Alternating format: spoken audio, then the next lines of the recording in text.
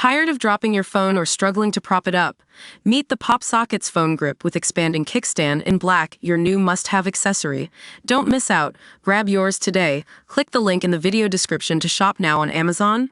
The BBC has finally taken action against its own executives after a scathing review found that well-known names are not being held accountable for their poor behavior.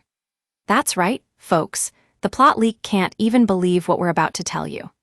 The corporation's workplace culture review, led by management consultant Graham Russell from Change Associates, revealed that there is a minority of people whose behavior is simply not acceptable, and yet they continue to thrive.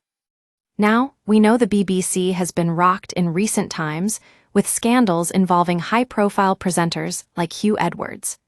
The former newsreader was even employed until April this year, despite facing allegations of paying a young person for sexually explicit images.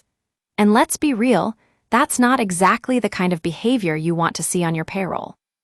But what's even more shocking is that some of those who exhibit unacceptable behavior are promoted, and in some cases, they're even given suspended prison sentences.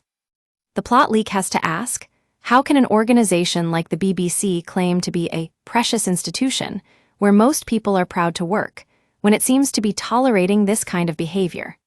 The review found that there is no evidence of a toxic culture, but that doesn't excuse the fact that powerful individuals on and off screen can abuse their power.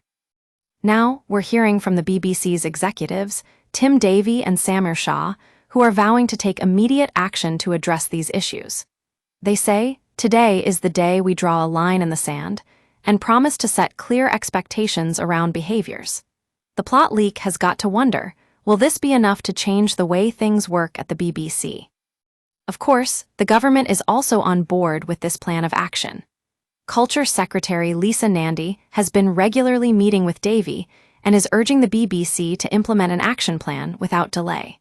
And let's not forget the head of Broadcasting Union Bectu, Philippa Childs, who welcomed the BBC board's acceptance of the recommendations.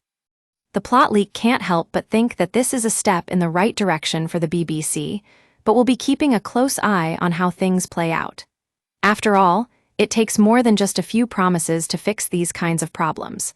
We need to see real change and accountability from those in power. That's all for today's episode of The Plot Leak. Thanks for tuning in, and don't forget to like, comment, and subscribe for more stories like this one.